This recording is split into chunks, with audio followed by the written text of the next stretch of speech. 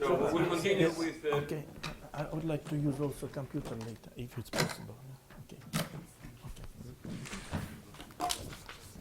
It's my pleasure to introduce Sergey Dobrokhotov.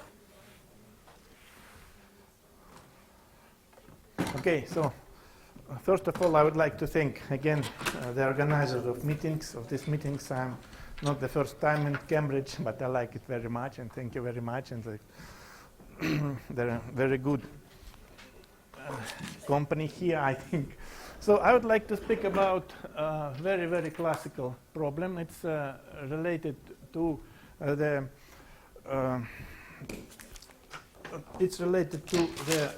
simple wave equation and the two dimension, but actually it was implied by the tsunami wave problems, and so from the very beginning I also want to mention my colleagues which participated in this work and this paper also. But the problem is very, very classical. Moreover, it seems that so we want to consider the wave equation in two dimension with a localized initial data. So velocity is equal to 0, but the first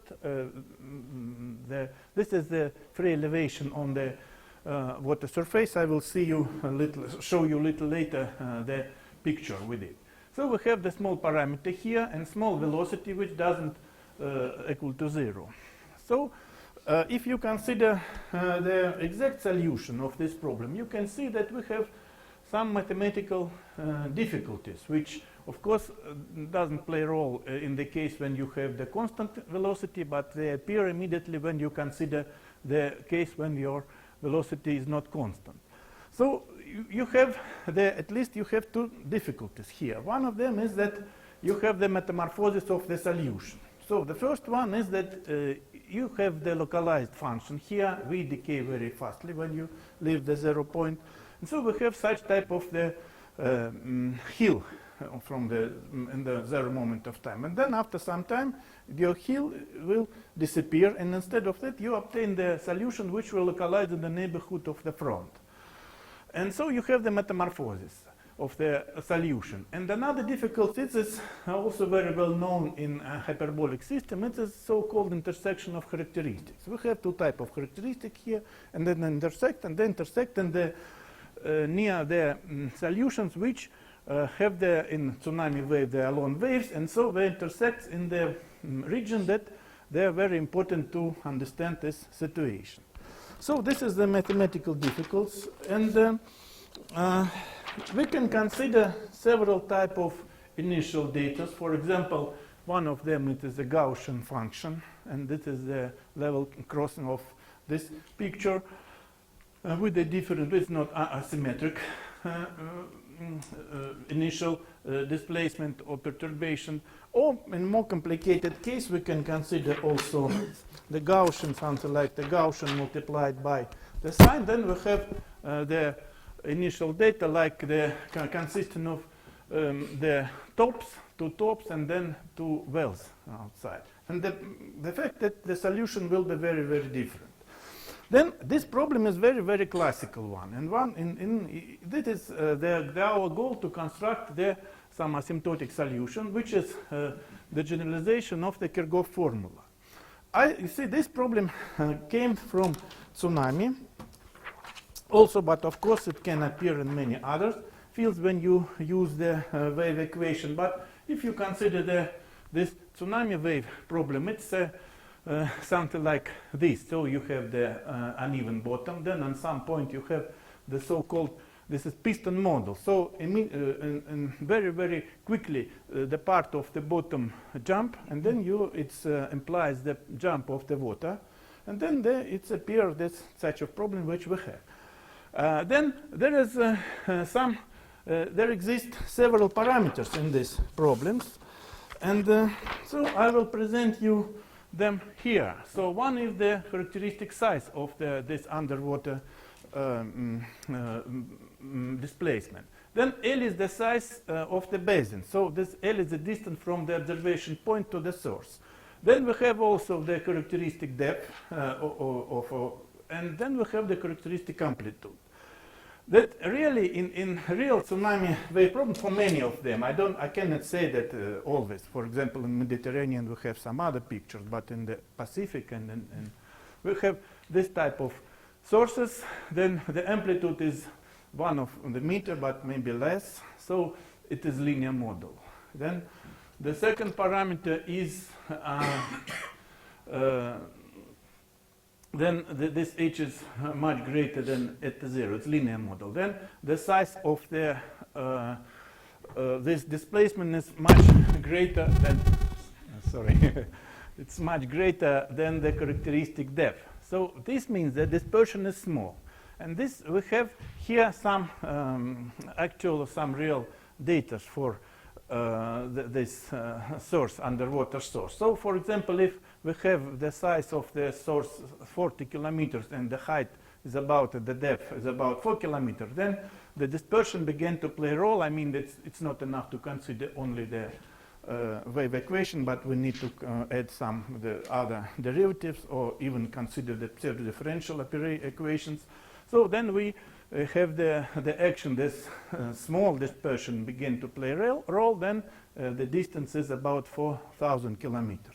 But if we have the 80 kilometers, actually it is more real, then we have 32,000. It means that it's more than enough in many models to restrict ourselves to this wave equation.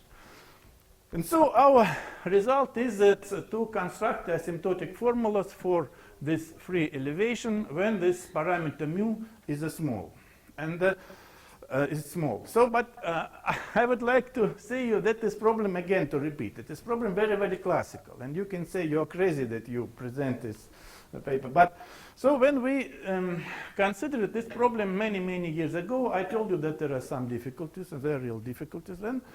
And also we participated in many meetings related to tsunami. It was twice time a year in the Soviet Union, former Soviet Union, we met, and then it seems that all mathematics was done here. But after this Indian tsunami events, Maslov, he pressed me very much, and let's try to see again, and that's when we tried to revise what was done actually. It seems that this problem was not carefully solved, you see, and it is, I mean, it's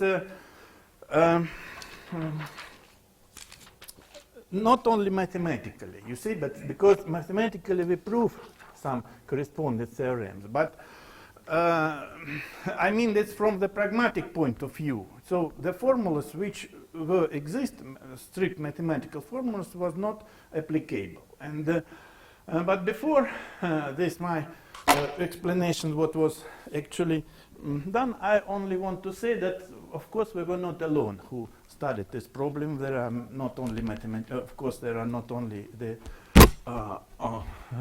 physicists and the specialists in hydrodynamics and oceanology. There are Pelinovsky, Voigt, and some other physicists, but also many mathematicians and mathematical physicists. Last paper I want to mention this was by Sir Michael Berry, which appears in the in 2005. Yeah, but so there are closed papers. But as I understand, these formulas which we obtain now, quite recently, were didn't exist. But I cannot say that this formula absolutely new, because it consists of some parts, and many people can say, I saw it, this part, and saw this part. But the problem was to relate the initial data with the solution near the profile. And so I think, so what is the ideas how to construct the asymptotics? The first is that we can use the asymptotic of Green function or parametrics, or this is Fourier integral operators. This is very well known expansion with respect to smoothness, which were first suggested by maybe by Courant, then by Lux, by Babbage, then Maslov, and then many others. Then make convolution, this asymptotic, with the initial data. Yeah, but it includes some integrals. And I spent by myself, I can find something I can calculate. I spent about half of a year, and I get good simplify the formulas which we obtained 20 years ago with Maslov and with my former students Zhivandrov and Shvarevich, and which this work was based on the paper of Maslov and Fedoruk for the constant coefficients. But they appears integrals, and I cannot simplify them. But another, maybe more pragmatic thing is to guess the asymptotics. And what I would like to speak about, it is some trick, and that is the representation which I call the generalized Maslov canonical operator, which is acting exactly in this situation, and not only for this one. But how to guess this situation? I would like to start my formulas from the one-dimensional case, only just to show what is the object we can obtain here and how can we generalize, and what is the difficulty when you pass from one-dimensional to two-dimensional or multi-dimensional case. So if we have the wave operator, and when with this initial data, with the fast decaying initial data, when we can use so-called Wheeler method. I don't know, probably it's appeared many years before, but that was the peak of the soliton theory, and then many people used this so-called Wheeler representation when he suggested to construct the solution in such a form that it's instead of exponential function here, we have some function f, which are known from the very beginning. Then we have a phases. As we have two waves in one-dimensional case, it's generalization of the D'Alembert formula, so we have the sum of two functions. Then this function will be localized in the neighborhood of the front. Front means that if s is equal to 0, then we have the maximum of this function. So this function f plus and f minus, they decay fastly when they are leaving the 0 point of this fast argument. So then this is a standard, more or less standard asymptotic procedure.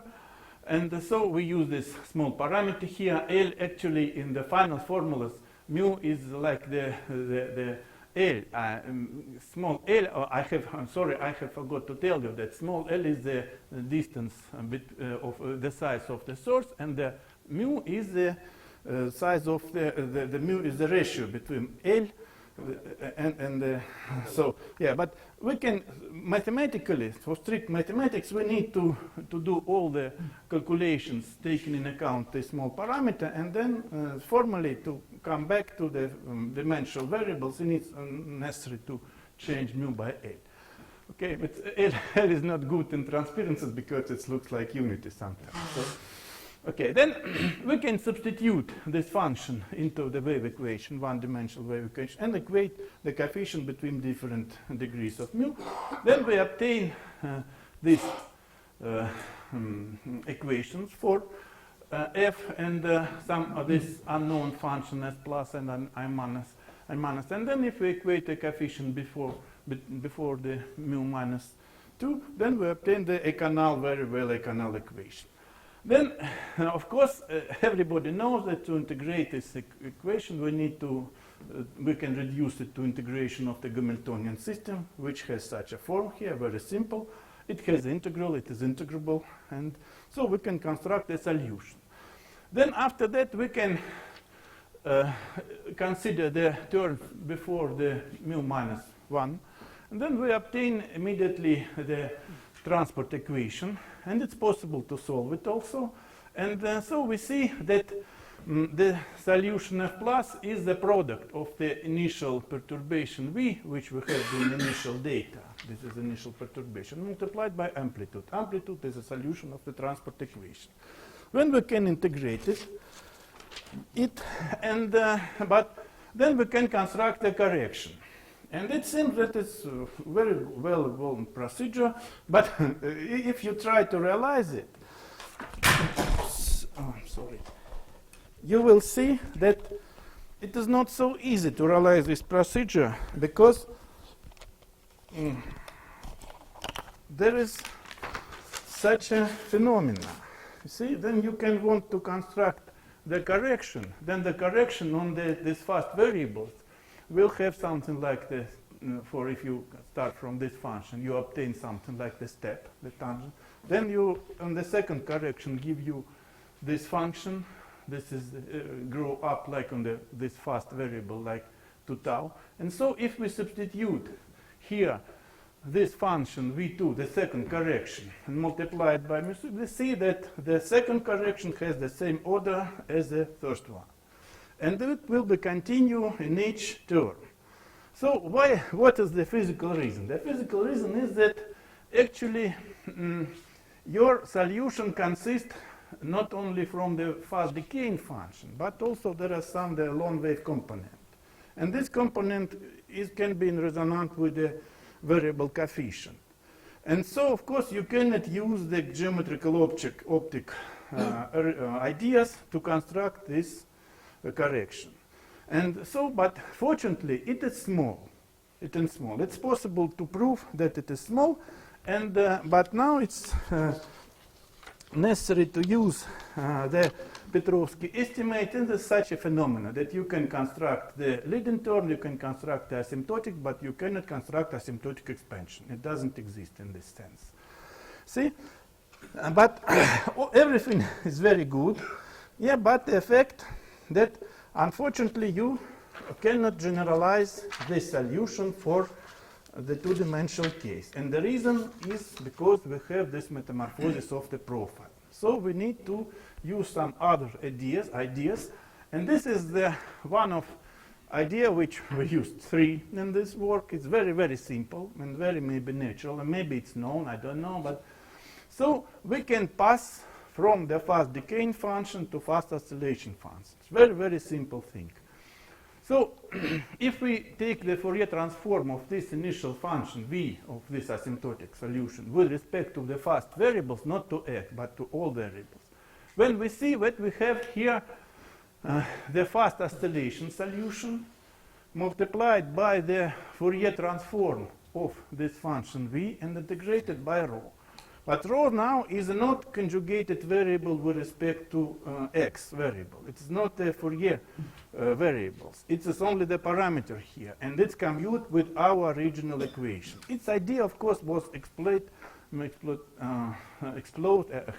was used in also in the theory of Fourier integral operators, but not in such a sense. So we then we can construct for this function, we can construct the double VKB solution or fast oscillation solution, and that is why I present this talk in this high oscillation conference. Then we can construct the solution, then we can integrate, multiply it by the initial data, the Fourier transform of initial data, and come back. But here we have this small parameter, this semi-classical parameter h, which is equally mu divided by rho. Rho is the integral variables. Of course, it's impossible to do when we have some correction with respect to a small parameter h, because we have the mu in the rho, we have in the denominator. But it's some trick which we need to eliminate this small part of solution, which give us exactly this long part of our solution, which cannot be constructed with the help of this semi-classical, with this Wisdom or some other fast oscillation method. You see, so, but fortunately it is small. Okay, so this is the main idea. This is the first idea. So this is the picture, how to pass from Wisdom type solution to the double VKB solution. But this fast oscillation solution have some very good properties because they decay very fastly when you leave the front, and so you can simplify your solution near the front. The front is that when you have the I'm sorry, this is a mistake, it is sub-index. So for s is equal to 0 on the front has a x capital. So if your solution decays very fastly when you leave the front, then you can use the Fourier, you can use the Taylor expansion. And instead of full function s, full phase, you can take it only first Taylor coefficient. And this gives you the very, very simple final formulas. So it looks like the boundary layer expansion in the neighborhood but of the some surface, but only here this point is moving, and so you use this boundary layer expansion near the moving front. Okay. So this is the second idea. But now we want to consider the two-dimensional case, and what is the difficulties, and why is necessary, what is not enough to use this double VKB expansion? Because from the very beginning they have the singularity in our solution. We have the metamorphosis of the profile. And it means that the phase does not exist for the t equal to 0. And the idea is to use this double VKB, something like that double VKB solution which we have in one-dimensional case. But instead of this, we use its generalization, which possesses these focal points. And the origin is the focal point in this problem, exactly the focal point, but the full degenerated focal point. And so instead of double VKB solution which acts only out of the focal point, we have the generalization. We use it, and I like this canonical Maslov operator. Of course, it's close to the Fourier integral operator. But the change is the following. So we need, instead of this double VKB solution, we need to put here this canonical Maslov operator. The canonical Maslov operator is related to the some generalization of the phase. So instead of the phase, we need to consider some surface in the four-dimensional phase space here. It's Lagrangian manifold. And sometimes you can find it from the initial data, but here it was necessary to guess it. And so it here is the third idea and observation, so that you have this type of asymptotic. So we need to, first we need to guess. So what is the dynamics? So first we need to guess the original or initial Lagrangian manifold. When we need to write down this Hamiltonian system into dimension, when shifted due to this Hamiltonian system, we obtained another the family of Lagrangian manifold which depends on time t, and then we need to act by this canonical operator to some special function, and we also guess that this function has such a form, which is the Fourier transform. I will show you a little later. Actually, it's Fourier transform of our initial data. Yeah, and then if you realize this procedure, you obtain the solution. Yes. So, but this is the theorem. So the solution has such a form. See, and but it's based on this, as I told you, on this the third idea that for t equal to 0, this type of Lagrangian manifold,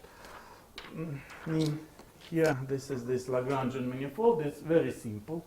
So it's appear, of course, in Fourier integral operator. So what is this? It is a cylinder on the four-dimensional phase space.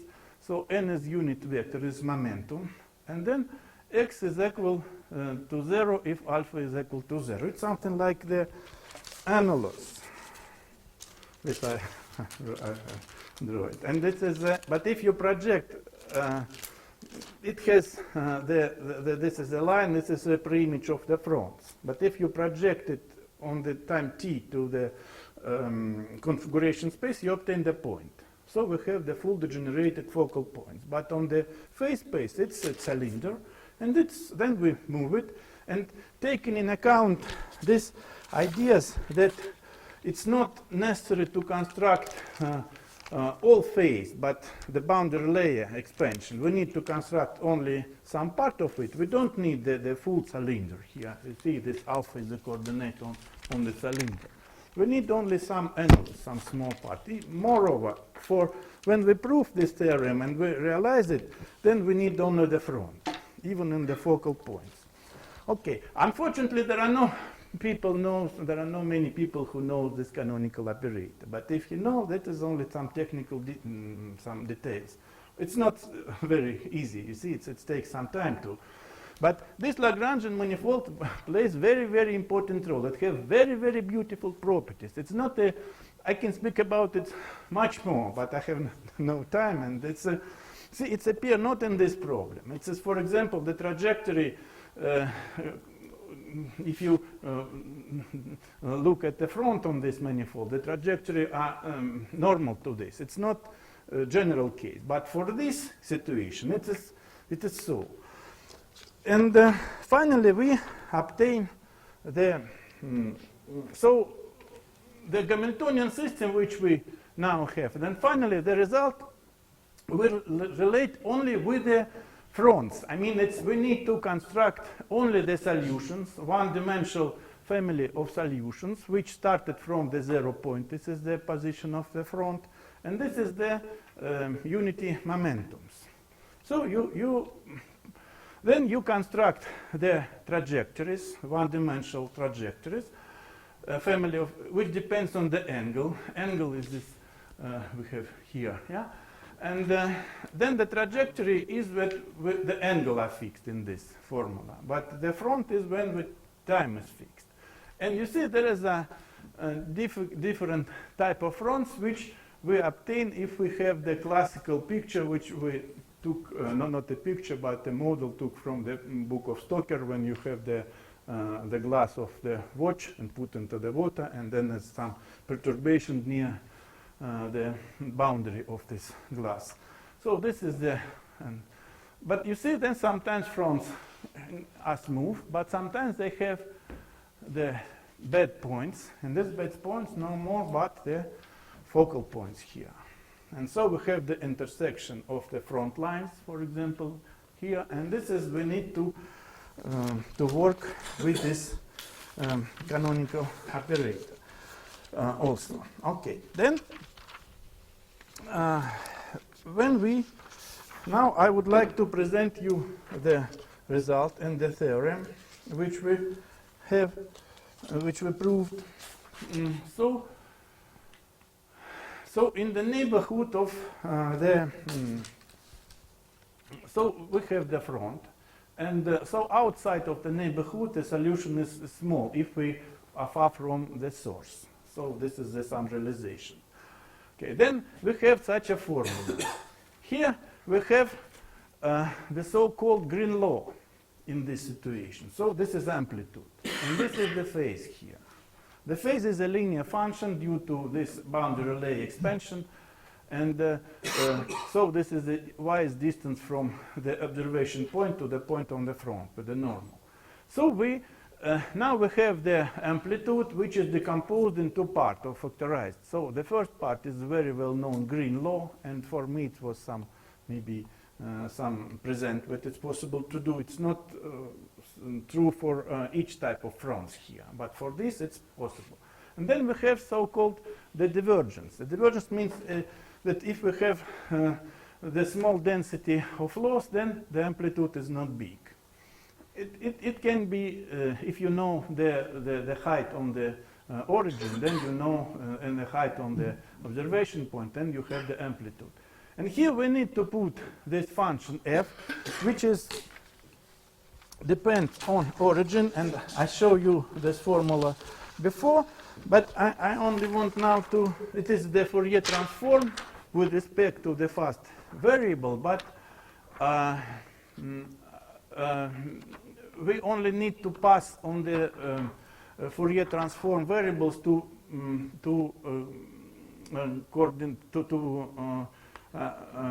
polar coordinates and integrate it over the polar coordinates. So it depends on angle psi, and so we have this dependence here.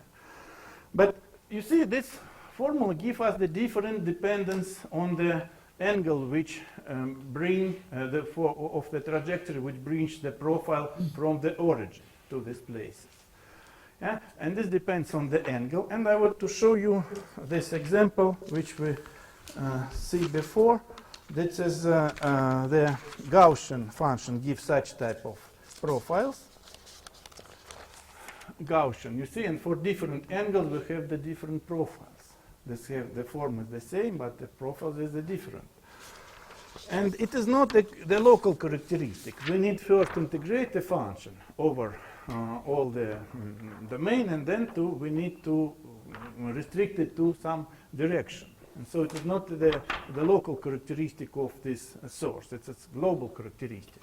Then another example give if we have this cosine function and this exponential function. You see, we have that water goes out from the beach, then it comes, and it is dangerous from the point of view tsunami. See, so it's possible to explain using only the representation for the solution to explain this phenomenon when sometimes water went away and then it's come back. It was in this Indian Ocean. Yes. Okay. Then I would like to show you some pictures, and you see this effect that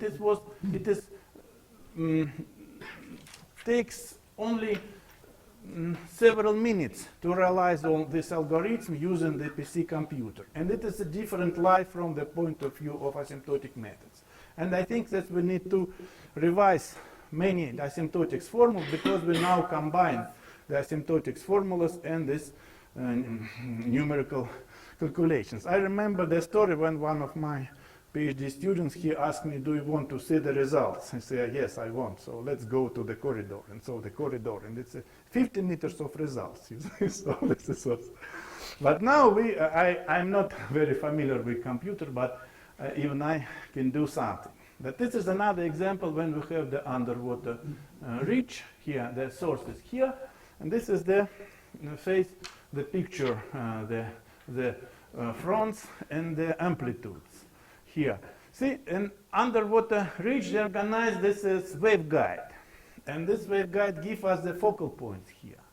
Yes, and that's after this reflection, I will show you a little later the phenomena which related with Maslov and Morse indices in this situation. But see, this is the some type of amplitudes of these waves which brings by this which rays, and the fact that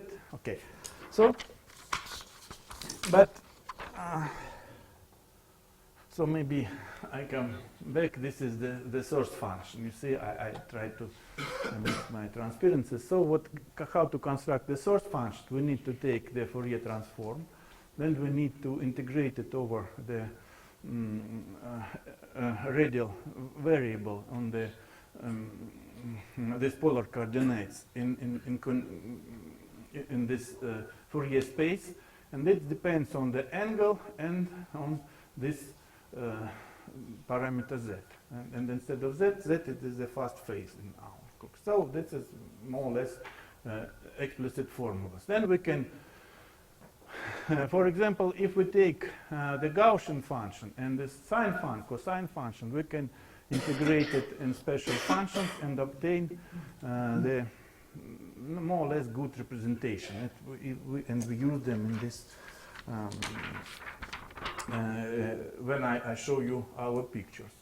Then this is the rays, and this is different scaling of the same picture.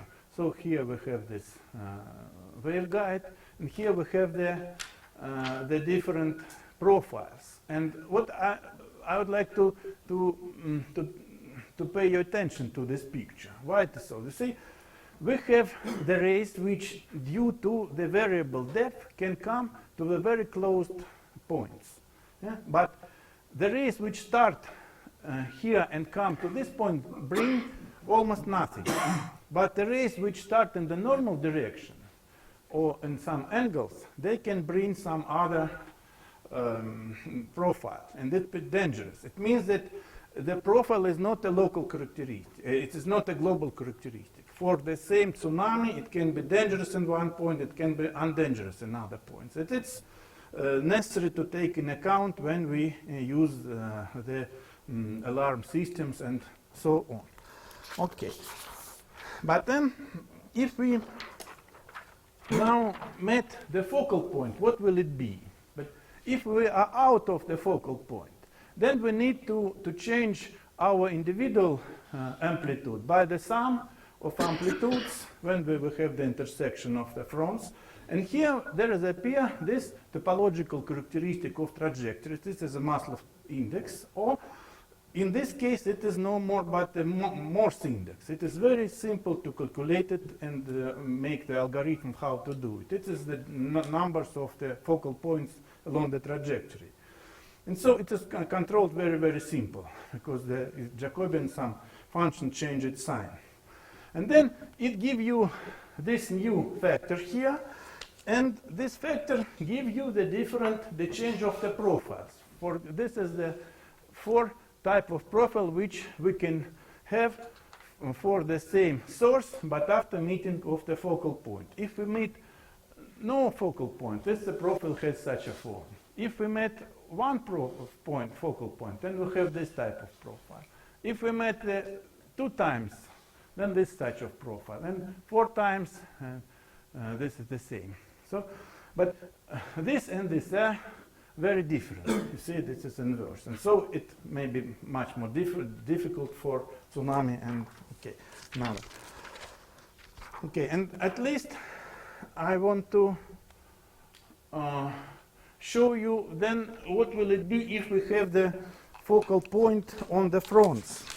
I mean, in this picture, then this is the focal point and the fronts. So in the neighborhood of the focal points, it's very well known that we cannot use even the WKB approximation, and sometimes it's possible to use Airy function, sometimes it's possible to use Pearce function, but here we have the additional integral. This is generalization of Maslov canonical operator. And so we have the very different special function which describe this phenomena in the neighborhood of this point. And finally, we obtain this type of integral special functions. And I ask some people, maybe Professor Berry can help me in this, but I didn't see this function in the literature. So this is it is something like the integration of the convolution of this function v, which depends on original source, with the Fourier representation for the Airy functions. But it gives you the asymptotics near the focal points on the fronts. So this is the integral. I'm not sure that it's necessary to use them for tsunami waves, because it's clear that it's dangerous. You see this, but it's nevertheless, I think it's interesting to understand what will it be, for example, if we consider V like this Gaussian function on so on. Okay, now I would like to finish. Actually, I have a small movie, but I don't know that I have time maybe. Okay, but this is where I told you that we can realize all this algorithm very, very quickly. It takes about 2-3 minutes to realize them. Yes, but even without this film, I want to present you some maybe some conclusions. So the first point is that I think that this simple mathematical model was not studied carefully before. Maybe I make a mistake, you see, but I only want to repeat it once more, that everybody, people who studied tsunami and other problems, they draw these pictures with the fronts. Then they present this formula which I showed. The problem was to relate the initial data with the behavior near the front. That is not simple, because we have this metamorphosis. Yes. Then the second conclusion is that the wave profile is a local